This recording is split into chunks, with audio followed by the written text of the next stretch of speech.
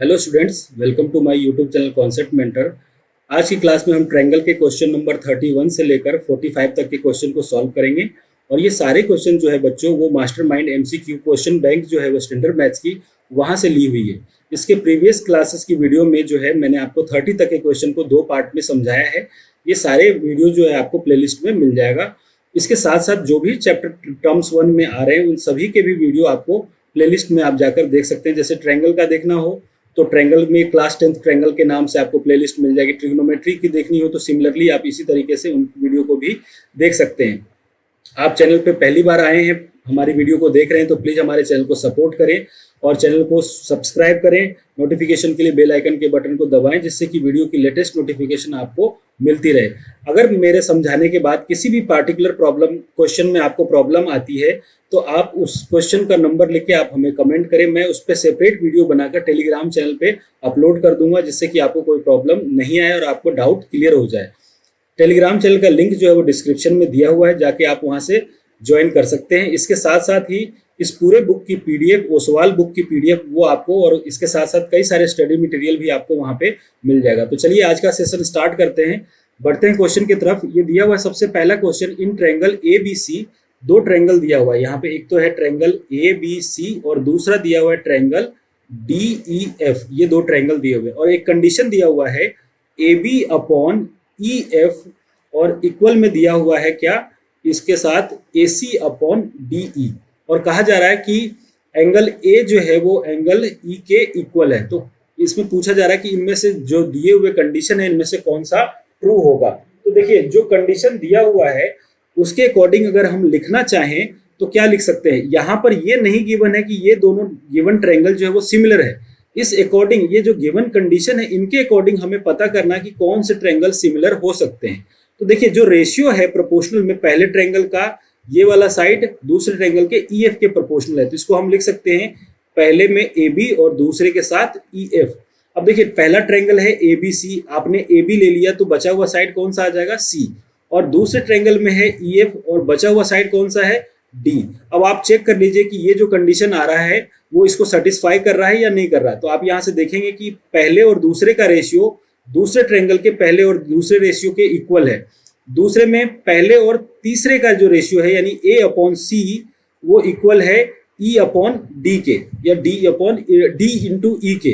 तो यहाँ पर ये जो गिवन कंडीशन है वो सेटिस्फाई हो रहा है, प्लस पहले ट्रायंगल का एंगल ए और दूसरे ट्रायंगल का पहला एंगल ई वो भी देखिए कंडीशन के अकॉर्डिंग इक्वल है। तो यहाँ से हम कह सकते हैं कि ए बी सी जो ट्रायंगल है वो सिमिलर होगा किसके, वो सिमिलर होगा ई एफ डी के, यानी कि ऑप्शन सी जो है इसका राइट आंसर हो जाएगा। बढ़ते हैं नेक्स्ट क्वेश्चन की तरफ। क्वेश्चन नंबर 2 दिया हुआ है, यहाँ पे कंडीशन गिवन है।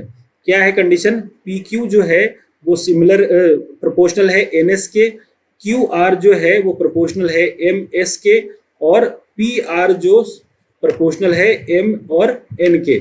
और यहाँ पे 4 कंडीशन उसी तरीके से दिए हुए हैं। आपको पता करना है कि कौन सा ट्रायंगल जो है इसके अकॉर्डिंग सिमिलर होगा। तो देखिए, सबसे पहले ऑप्शन की बात करें, यहाँ पे दिया हुआ है triangle P Q R similar to triangle M N और एस। अगर हम रेशियो को लिखें यहाँ से तो ये होगा P Q upon M N. ठीक है, अब आप यहाँ पे चेक करें कि P Q upon M N नहीं, यहाँ पर एन एस दिया हुआ है, तो यानी कि ये ऑप्शन इसका करेक्ट नहीं होगा। बी ऑप्शन चेक करें, triangle P Q R similar है ट्रायंगल एस एम पी के। तो यहाँ से जब आप रेशियो को लिखेंगे तो लिख सकते हैं कि P Q upon S M. ये देखिए, P Q upon S M होना चाहिए इसके अकॉर्डिंग, बट कंडीशन में एन एस दिया हुआ है तो बी ऑप्शन भी करेक्ट नहीं होगा। सी ऑप्शन की बात करें तो यहाँ पर दिया हुआ है Q R P similar to triangle N S M. अगर यहाँ पर रेशियो लिखें तो क्यू आर का रेशियो एन एस के इक्वल होना चाहिए, Q R upon N S, जो कि गिवन कंडीशन में यहाँ पर Q R upon M S लिखा हुआ है, तो ये भी इसका करेक्ट ऑप्शन नहीं होगा। डी यानी कि करेक्ट है, एक बार चेक कर लेते हैं। Triangle Q R P similar to triangle S M N, यहाँ से जब आप लिखेंगे तो Q R upon S M आएगा, Q R upon S M आएगा। दूसरा लिखेंगे तो ये आएगा P R P upon M N आएगा, R P upon M N. और तीसरे कंडीशन में पहले और तीसरे को लिखे तो ये आएगा Q P upon S N, Q P upon S N. अब देखिए, जब आप चेक करेंगे तो ये तीनों कंडीशन आपको यहाँ पे सेटिस्फाई होता हुआ दिख रहा है, तो यानी कि इस क्वेश्चन का ऑप्शन डी जो है वो राइट आंसर हो जाएगा। तो कई बार हम क्वेश्चन में गिवन कंडीशन के हिसाब से ट्रायंगल को देखते हैं और कई बार ऐसा होता है कि गिवन कंडीशन के अकॉर्डिंग आप ऑप्शन से भी इसको चेक कर सकते हैं। तो आई होप आपको ये चीज समझ में आ गई होगी। बढ़ते हैं नेक्स्ट क्वेश्चन की तरफ। देखिए यहाँ पे क्वेश्चन दिया हुआ है कि parallel sides of a trapezoid are 3 centimetre and 9 centimetre. देखिए हम एक डायग्राम यहाँ पे बना लेते हैं। मान लीजिए ये ट्रेपेजॉइड है, इस तरीके से एक ट्रेपेजॉइड दिया हुआ है। मैं इसको यहाँ पे नाम लिख देता हूँ इसका ए बी सी और डी। इसके जो पैरेलल साइड्स है यानी ए बी और सी डी जो है यहाँ पैरेलल है, ये दिया हुआ है 3 और ये दिया हुआ है 9। फिर कहा जा रहा है कि नॉन पैरेलल साइड जो है वो 4 और 6 है। तो ये जो है नॉन पैरेलल साइड्स, ये दिया हुआ है 4 और ये दिया हुआ है 6। A line parallel to the base divided the trapezoid in 2 trapezoids. यानी कि इस बेस के पैरेलल, डीसी के पैरेलल एक लाइन कहीं भी हो सकता है। मान लीजिए मैंने ये लाइन यहाँ पे माना और इस पॉइंट को ई और एफ मान लिया, जो कि इसको डिवाइड कर रहा है। और कंडीशन दिया हुआ है कि पेरीमीटर सेम है, किसका, ए बी ई एफ का पेरीमीटर सेम है ई डी सी एफ के। यानी कि यहाँ पर जो कंडीशन है वो लिख सकते हैं कि perimeter of A B E F जो इक्वल है पेरीमीटर ऑफ किसके, perimeter of E F C D के। ये गिवन है, ठीक है। अब हम क्या करते हैं, मान लीजिए इस वाले साइड को हम यहां से यहां तक के x मान लेते हैं। इसको x मान लिया तो बचा हुआ जो रिमेनिंग साइड है वो क्या हो जाएगा, 4 - x होगा। ये कैसे लिखा अपन ने, क्योंकि टोटल जो था वो 4 था और e से d आपने x माना, तो a से e क्या हो जाएगा, बचे हुए को हम पूरे में से माइनस कर देंगे तो ये होगा 4 - x। सिमिलरली एफ सी को अगर y मानिएगा तो ये हो जाएगा 6 - y और ई एफ को अपन z मान लेते हैं, ठीक है। अब कंडीशन के अकॉर्डिंग हम यहाँ देखते हैं क्या दिया हुआ है कि perimeter of A B E F और perimeter of E F C D जो है इक्वल है। तो कंडीशन को हम यहाँ पे लिखते हैं। तो पहले triangle A B E F में जो साइड्स होंगे वो एक होगा 3, दूसरा होगा 6 - y, तीसरा होगा z और चौथा होगा 4 - x। इनको यहाँ पर लिख लेंगे। तो ये होगा 3 + 6 - y + z + 4 - x। और दूसरे ट्रायंगल में जो साइड्स होंगे वो एक तो होगा z, दूसरा होगा y, तीसरा होगा 9 और चौथा होगा x। इनको लिखिएगा तो ये होगा z + y + 9 + x। ये कंडीशन आ गया। अब देखिए यहाँ से जो कॉमन है, जो कैंसिल हो सकता है वो है z यहाँ से कैंसिल हो जाएगा। अब जो आया 6 + 3 9 और 9 + 4 13 - x और -y = इधर जो बचा है वो आया है x + y + 9। अब देखिए इस x और y को हम राइट हैंड साइड में लेंगे तो ये होगा 2x + 2y और इस 9 को अगर आप लेफ्ट में लेके आएंगे तो ये आएगा 4 और यहाँ से जब आप कॉमन लीजिएगा तो x + y जो आएगा वो क्या आएगा 2। ये कंडीशन एक आया। जहां से आप y को अगर अलग करते हैं तो ये हो जाएगा 2 - x। इन दोनों कंडीशन को हम यूज करके आगे प्रोसीड करेंगे। अब देखिए कैसे प्रोसीड करना है। देखिए यहाँ पे अपन क्या करते हैं, मान लीजिए हमने इस ट्रायंगल में इसको मिला दिया, इस वाले साइड को इससे हमने मिला दिया, ठीक है।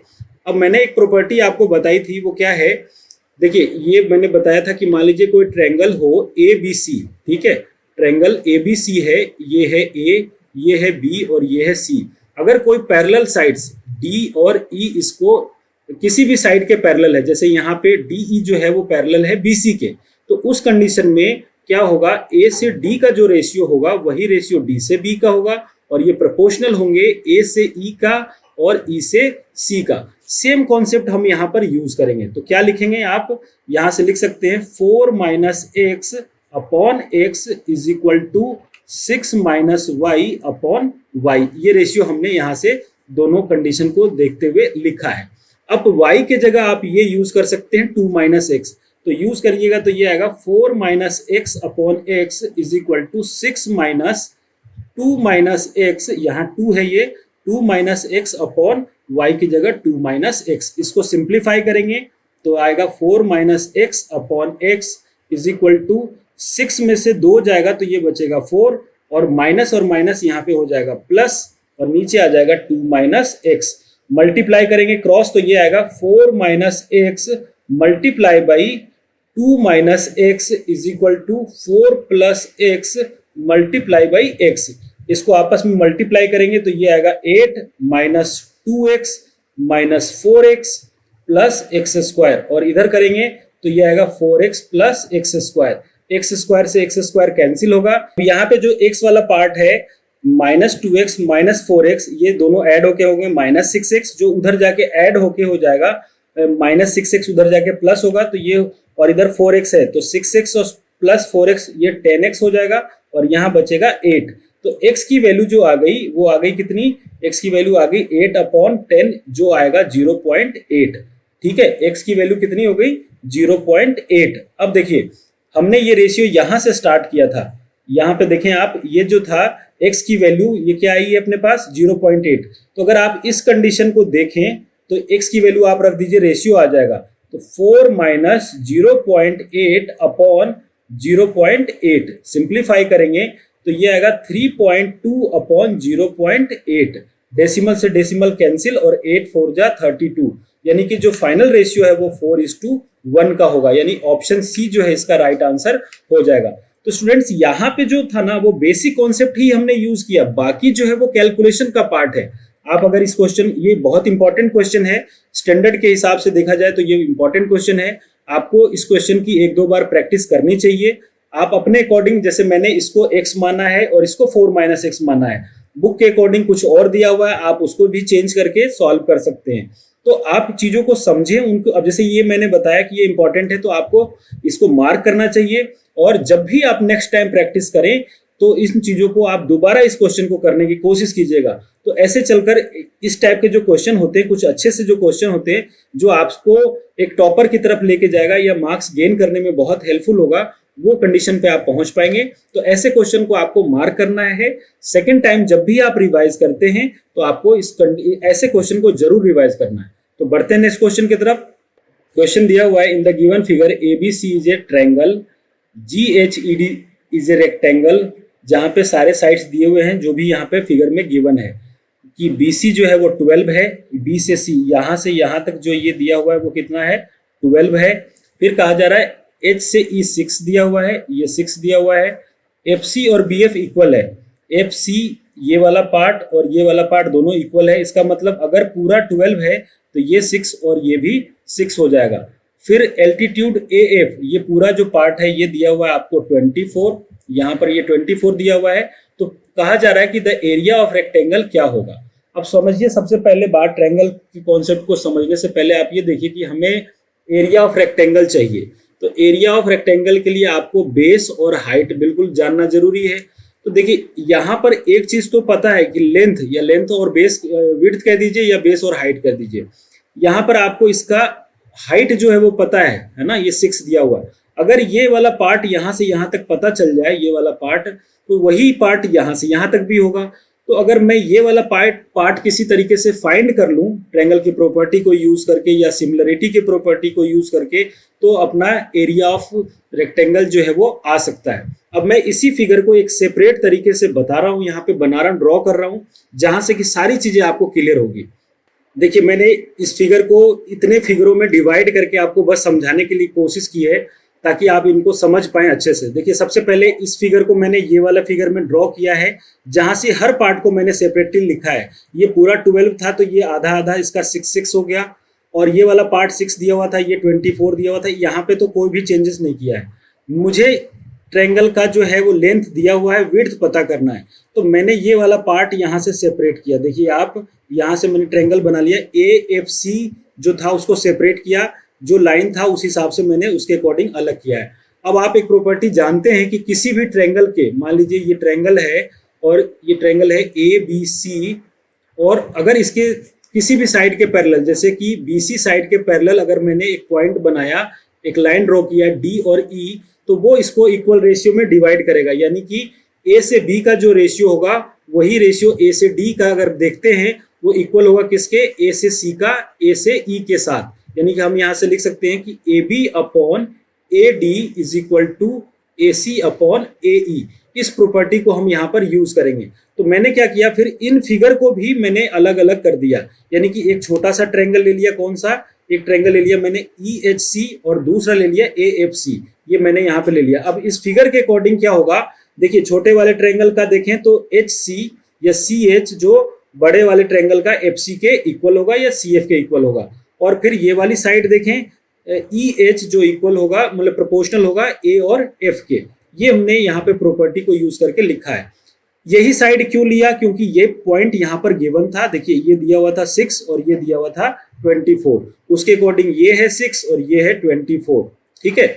और हमें F से C 6 दिया हुआ है और C से H हमें फाइंड करना है। तो आप यूज जब करेंगे इस वाले में वैल्यू रखिए, देखिए इस वाले में अगर आप वैल्यू रखेंगे तो C से H आपको फाइंड करना है, तो C से H अपन यहाँ लिख देते हैं।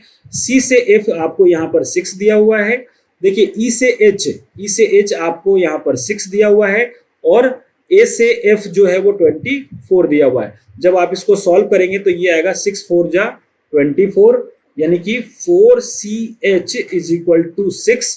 C से H की वैल्यू हो जाएगी 6/4, जो सॉल्व करेंगे तो 3/2 आएगा। यहाँ से सॉल्व करने पर क्या आएगा, CH की वैल्यू 3/2 का मतलब 1.5। अब देखिए C से H ये 3.5 आया है, यहाँ से कितना आया, ये वाला पॉइंट C से H कितना आया, C से H आया है ये 3.5 नहीं, ये यहाँ से 1.5 आया है। और टोटल कितना है, ये देखिए आप यहाँ से मैं आपको बताऊं कि यहाँ से यहाँ जो है वो है टोटल 6, ये टोटल है 6 और ये आया है 1.5। तो जब ये 1.5 आया है और टोटल 6 है तो ये कितना हो जाएगा, ये हो जाएगा 4.5। अगर ये 4.5 है यानी कि F से H 4.5 है, F से H 4.5 है, तो G से F भी कितना हो जाएगा 4.5। तो यानी कि पूरी विड्थ जो रेक्टेंगल की है वो कितनी हो गई, 4.5 प्लस 4.5 9 हो गया। अब देखिए रेक्टेंगल का विड्थ हमारे पास है 9 और लेंथ जो है उसकी है 6, तो एरिया क्या हो जाएगा, एरिया हो जाएगा 9 × 6 is equal to 54 centimetre square, जो इसका राइट आंसर होगा और ऑप्शन बी यहाँ पे इसका करेक्ट आंसर होगा। जिस तरीके से मैंने ये कहा था कि प्रीवियस वाला क्वेश्चन इंपॉर्टेंट है, उसी तरीके से ये वाला भी क्वेश्चन मोस्ट इंपॉर्टेंट क्वेश्चन है। ऐसे क्वेश्चन की आपको लास्ट टाइम में बहुत प्रैक्टिस करनी है। जब भी आज जैसे आप पढ़ रहे हैं उसमें से जो जो आपको टफ लग रहा है, ये जो जो चीजें मैं बता रहा हूं उनको मार्क करना है। सेकंड टाइम उन क्वेश्चन को जरूर आपको रिवाइज करके जाना एग्जाम देने। अगर लेवल होगा तो इससे ज्यादा नहीं हो सकता, आप बिलीव करें और ऐसे क्वेश्चनों की आप प्रैक्टिस करें, इनको देखें कि कैसे सॉल्व कर सकते हैं। मैंने एक एक पार्ट को यहाँ पर फिगर वाइज डिवाइड करके बताया कि कैसा भी बच्चा हो जिसको ट्रायंगल में बहुत ज्यादा प्रॉब्लम हो या कॉन्फिडेंस नहीं हो, वो भी आप इस क्वेश्चन को समझ के और सॉल्व कर सकता है। नेक्स्ट क्वेश्चन की तरफ बढ़ते हैं, क्वेश्चन नंबर 35। क्वेश्चन नंबर 35 है, in the given figure AD is equal to 3 centimetre, AE is equal to 5 centimetre, BD is equal to 4 centimetre, CE is equal to 4 centimetre, CF is equal to 2 centimetre और BF is equal to 2.5 centimetre. ये सारी चीजें इस given figure में दिया हुआ है और आपको बताना है कि इनमें से कौन सा कंडीशन सही है। देखिए मैंने इस क्वेश्चन को अच्छे से आपको, ताकि उस सिंगल डायग्राम में आप कंफ्यूज ना हो, इसके चलते मैंने 3 अलग अलग डायग्राम बना लिए ऑप्शन के अकॉर्डिंग। इस क्वेश्चन को अपन ऑप्शन के अकॉर्डिंग करेंगे क्योंकि यहाँ पर आप कंडीशन कितना भी फाइंड कर लीजिए, ये हर पार्ट पे पैरेलल है, यानी कि DF पैरेलल है AC के, EF पैरेलल है AB के, DE पैरेलल है BC के। तो आपको नहीं पता कि कौन सा कंडीशन आपको फाइंड करना है, तो ऐसी जगह पे आप ऑप्शन को पकड़े और उसके अकॉर्डिंग चलें। तो मैं मान लीजिए पहले ऑप्शन को देखता हूं, पहला ऑप्शन दिया हुआ है कि DE पैरेलल है BC के। अब यहाँ पे आप कंफ्यूज नहीं होंगे क्योंकि और कोई सिंगल लाइन यहाँ पे आपको देखने के लिए नहीं मिलेगा। अब आप अगर उस प्रॉपर्टी को यूज करें कि कोई ट्रायंगल के साइड के पैरेलल कोई दूसरा साइड अपन ड्रॉ करते हैं, जैसे यहाँ पर है D से E, है ना, DE पैरेलल टू BC, तो इसको किस रेशियो में, A से D का रेशियो जो है वो 3/4, ये इक्वल होना चाहिए 5/4 के। जो आप देख रहे हैं कि इक्वल नहीं है तो ये कंडीशन इसका नहीं होगा। बी ऑप्शन की बात करें, यहाँ पे कहा गया था कि DF पैरेलल है AC के, DF पैरेलल है AC के। देखिए बिल्कुल फिगर से दिख रहा है और यहाँ पे अगर आप रेशियो लिखेंगे तो 2 का जो रेशियो 2.5 के साथ होगा वही रेशियो 3/4 के साथ होना चाहिए। जब आप सॉल्व करेंगे तो ये जाएगा ऊपर और ये 5 4 जा और 5 5 जा, तो 4/5 3/4 के इक्वल नहीं है, तो ये भी कंडीशन रॉन्ग है। एक बार सी ऑप्शन को चेक कर लेते हैं। यहाँ पे दिया हुआ है E F parallel to A B. अगर इसको देखिएगा तो ई से सी का जो रेशियो होगा वही रेशियो ई से बी का होना चाहिए, और जो रेशियो सी से एफ का होगा वही रेशियो एफ से ए का होना चाहिए। चेक करते हैं, ई से सी दिया हुआ है 2 और ई से बी दिया हुआ है 2.5। सिमिलरली सी से एफ दिया हुआ है 4 और एफ से ए दिया हुआ है 5। जब आप इसको सिंप्लीफाई करेंगे तो ये जाएगा ऊपर 20, 5 4 जा 20 और 5 5 जा 25। तो इस तरीके से 4/5 और 4/5 इक्वल आया। तो यहाँ पे जो कंडीशन सी है इस क्वेश्चन का राइट आंसर हो जाएगा। आई होप आपको ये चीज समझ में आ गई होगी। बढ़ते हैं नेक्स्ट क्वेश्चन की तरफ। क्वेश्चन नंबर 36 है the value of x in the given figure. यहाँ पर इस फिगर में एक्स की वैल्यू फाइंड करनी है। अगर मैं इसको दो सेपरेट फिगर में डिवाइड कर दूं तो देखिए एक फिगर तो इस तरीके से बनेगा यहाँ से, जिसमें ये होगा एस, ये होगा पी, और यहाँ पर इसमें 90 है और ये होगा क्यू, और ये दिया हुआ है 10 सेंटीमीटर, ये दिया हुआ है 5, और ये एंगल जो है वो 35 है।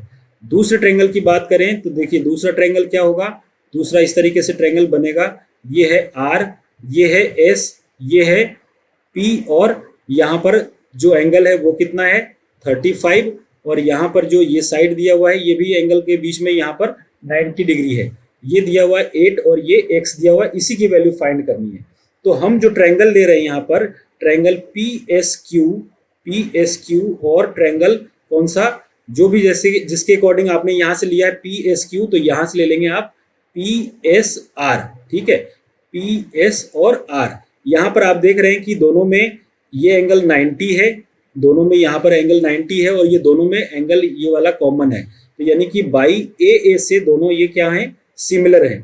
जब ये दोनों सिमिलर है तो कॉरस्पॉन्डिंग साइड का रेशियो क्या होगा, तो आप यहाँ से लिखिएगा कि पी क्यू का रेशियो किसके साथ, पी आर के साथ, और क्यू एस का रेशियो किसके साथ, एस आर के साथ इक्वल होगा।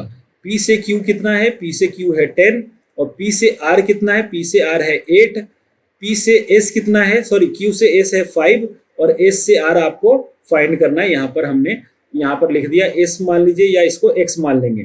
जब आप इसको सॉल्व करिएगा तो ये आएगा 2 5 जा और 2 4 जा, 5 से 5 कैंसिल होगा, तो यहाँ से एस आर की वैल्यू जो होगी वो 4 सेंटीमीटर इसका आंसर हो जाएगा। यानी कि इसका जो हाइट है यहाँ पर ये कितना हो जाएगा, ये हो जाएगा 4 सेंटीमीटर। एक तो ये तरीका हुआ।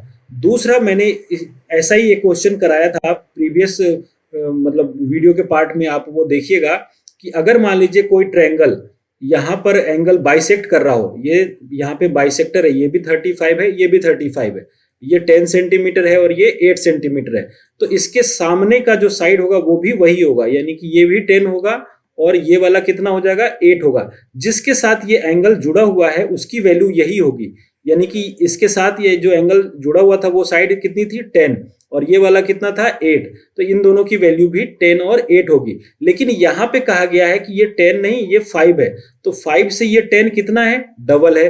तो जब ये इसकी वैल्यू 8 है तो सोचिए दूसरा वैल्यू क्या होगा जो इसका ये डबल हो जाए, तो दूसरी वैल्यू क्या मिलेगी, 4 का डबल 8 है। तो इस तरीके से ऑप्शन बी भी जो है इसका यहाँ पर राइट आंसर हो जाएगा। तो अपने अपने तरीके हैं, आप उसके अकॉर्डिंग सॉल्व कर सकते हैं। नेक्स्ट क्वेश्चन दिया हुआ है 37 the given figure DE parallel to BC। तो आपको फाइंड करना है कि EC की वैल्यू क्या होगी। देखिए आप ये कॉन्सेप्ट जानते हैं कि जैसे मान लीजिए कोई ट्रायंगल है ABC, ये मान लीजिए ये ट्रायंगल दिया हुआ है A, B और C। अगर इस ट्रायंगल के साइड्स BC के पैरेलल कोई लाइन ड्रॉ करते हैं, मान लीजिए मैंने D से E ड्रॉ किया है, तो ये इसको इक्वल रेशियो में डिवाइड करेगा। इसका मतलब A अपॉन D का जो रेशियो होगा और D अपॉन B का जो मतलब A से D और D से B जो इक्वल होगा A से E और E से C के प्रोपोर्शनल होगा। ये इसका प्रॉपर्टी होता है, ये थ्योरम हमने बेसिक में पढ़ा था। सेम चीज यहाँ पर यूज करिएगा। तो देखिए यहाँ से लिखेंगे A से D अपॉन D से B जो इक्वल होगा A से E अपॉन E से C के। तो देखिए A से D ये कितना, A से D है 1.5, D से B कितना है 3, और A से E दिया हुआ है 1 सेंटीमीटर और E से C हमने x मान लिया। इस डेसिमल को हटाएंगे तो नीचे 0 आएगा, सॉल्व करिएगा तो ये आएगा 1/2, है ना। और जब क्रॉस मल्टीप्लाई करेंगे तो यहाँ से x की वैल्यू 2 सेंटीमीटर, यानी कि ऑप्शन सी इस क्वेश्चन का राइट आंसर हो जाएगा। बढ़ते हैं नेक्स्ट क्वेश्चन की तरफ। क्वेश्चन नंबर 38 दिया हुआ है, it is given that triangle ABC similar to triangle EDF है। तो देखिए जिस तरीके से एबीसी यहाँ पर दिया हुआ है सिमिलर है किसके, ईडीएफ के, तो उसी के अकॉर्डिंग हमें दोनों फिगर को बनाना है। मान लीजिए मैंने यहाँ पर ए लिखा है, इसको बी लिखा है, इसको सी लिखा है, तो दूसरा फिगर में भी इसी तरीके से हमें यहाँ पर ध्यान रखना है और बनाना है। तो ये हो जाएगा साइड, ये वर्टिसेस ई, ये हो जाएगा डी और ये हो जाएगा एफ। अब देखिए ए से बी दिया हुआ है 5, ए से बी दिया हुआ है 5, ए से सी की वैल्यू है 7 और डी से एफ दिया हुआ है 15, डी से ई दिया हुआ है 12। Then the sum of remaining sides पूछा गया। तो मान लीजिए इसको हम मान लेते हैं यहाँ पर x और इस वाले साइड को हम मान लेते हैं y, और दोनों अगर सिमिलर है तो इनका करस्पॉन्डिंग साइड का रेशियो भी इक्वल होगा, यानी कि AB अपॉन ED इक्वल होगा AC अपॉन EF के, और वो इक्वल होगा BC अपॉन DF के। ये हमने इसके सिमिलर प्रॉपर्टी से, सिमिलरिटी के प्रॉपर्टी से हमने इसको लिखा है। अब जो जो वैल्यू है जहां पर उसको हम नोट डाउन कर देते हैं। तो देखिए AB की वैल्यू है 5, E से D की वैल्यू है यहाँ पर 12 इज इक्वल टू A से C की वैल्यू है 7 और E से F की वैल्यू जो है ये यहाँ पर दिया हुआ है y। फिर उसके अकॉर्डिंग B से C दिया हुआ है यहाँ पर x और D से F यहाँ पर है 15। अब हम पहली बार में इस और इन दोनों को कंपेयर करते हैं। यहाँ से कंपेयर करके y की वैल्यू फाइंड करेंगे। तो देखिए ये आएगा 5 upon 12 is equal to 7 upon y।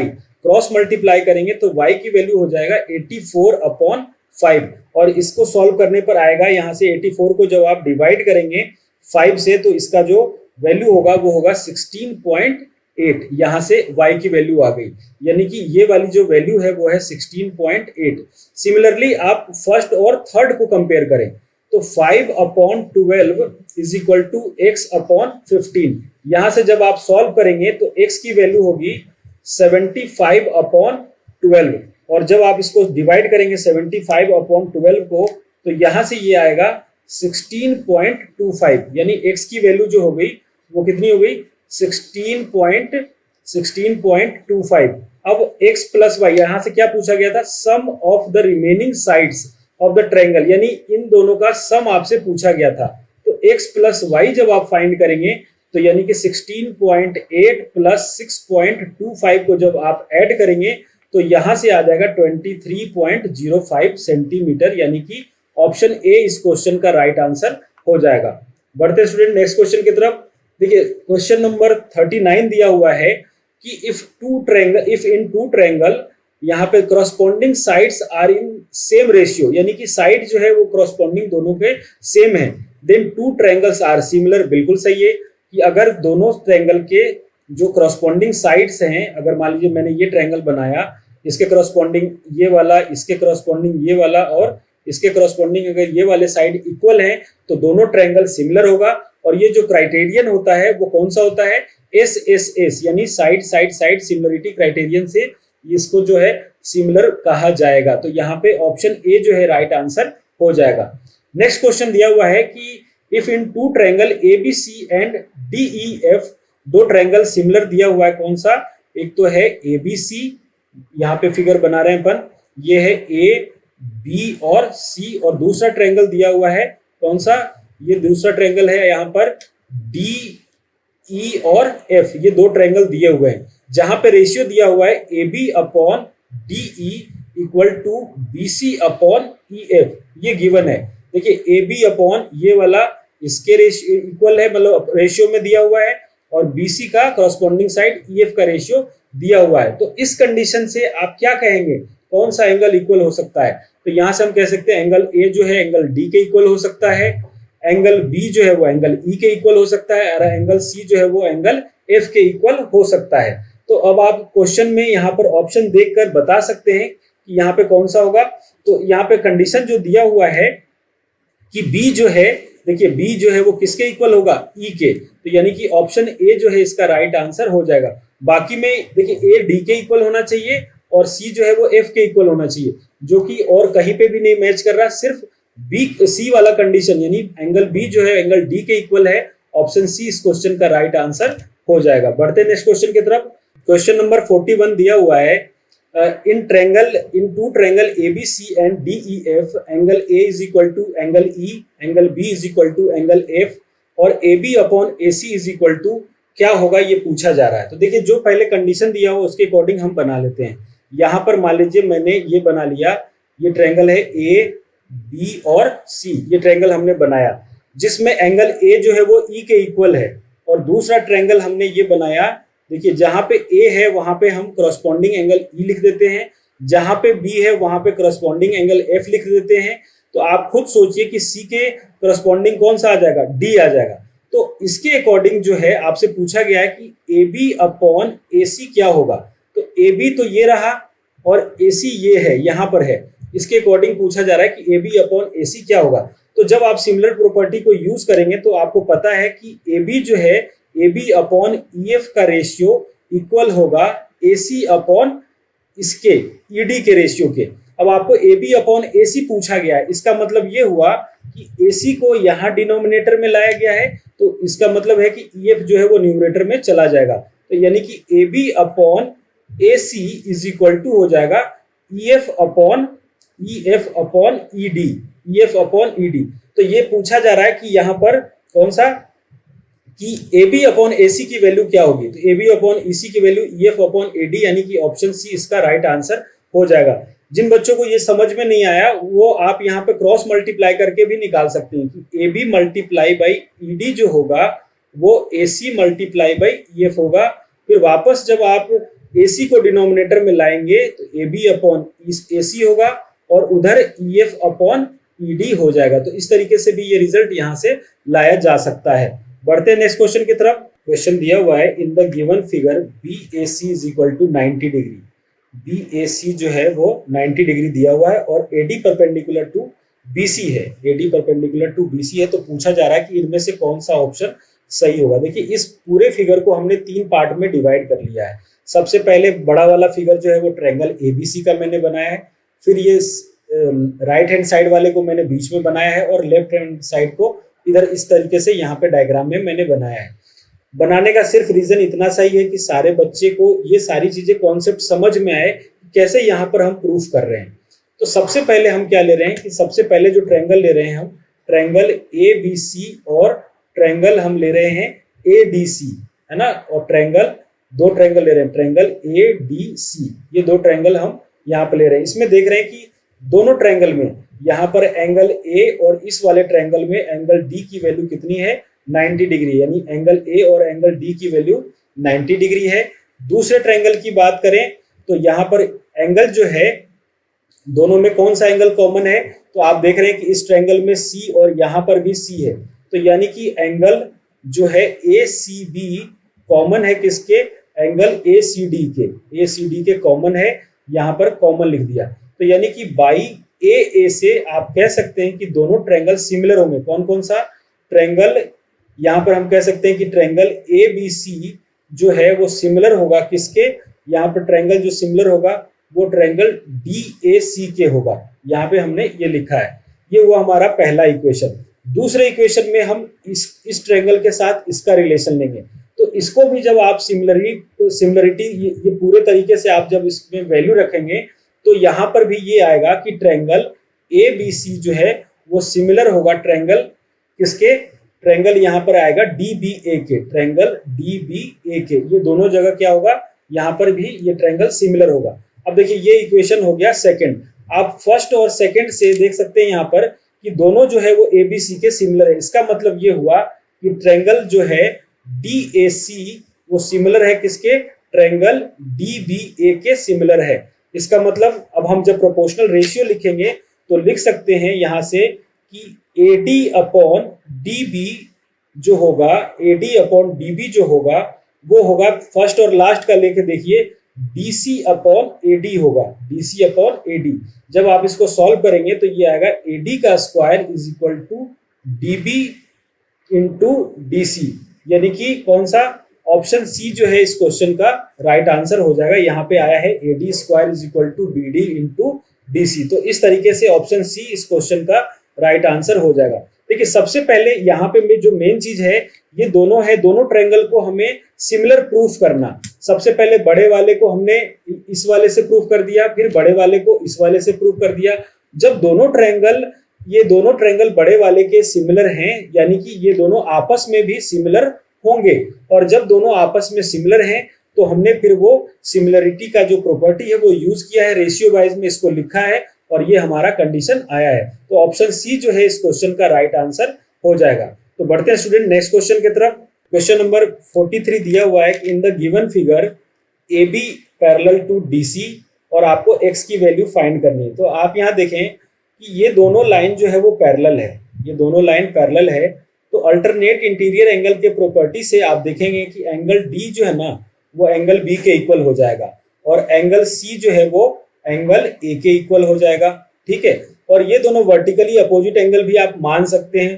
तो यहाँ से हमें ये पता चल रहा है कि एंगल एंगल प्रॉपर्टी से कौन सा ट्रायंगल, मान लीजिए मैंने एक तो लिख देता हूँ, कोई सा भी आप तरीके से लिख लीजिए। आप पहले वाले को लिख लेते हैं, मान लीजिए मैंने लिखा ट्रायंगल DOC।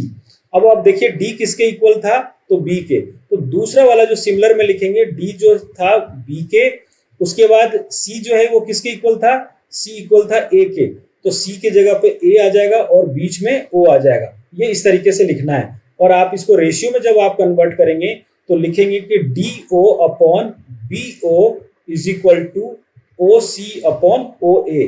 आप वैल्यू को रखें तो देखिए D से O दिया हुआ है x-2 और B से O दिया हुआ है x-1 is equal to O से C हो जाएगा x+3 और O से A हो जाएगा x+5। अब देखिए यहाँ पे कौन सी वैल्यू रखी जाए कि इन दोनों में सेम हो जाएगा, यहाँ पर हमें वैल्यू चेक करके देखना पड़ेगा। मान लीजिए हमने ऑप्शन ए रखा 5, ए इज इक्वल टू हमने रखा ए जो है दिया हुआ यहाँ पर ऑप्शन ए में वो वैल्यू 5 दिया हुआ। अगर x की जगह 5 रखेंगे तो 5 - 2 3 और 5 - 1 4। अगर राइट हैंड साइड में 5 रखेंगे तो 5 + 3 8 और 5 + 5 10। ये दोनों इक्वल नहीं है, तो इस तरीके से ऑप्शन ए जो है इसका राइट आंसर नहीं होगा।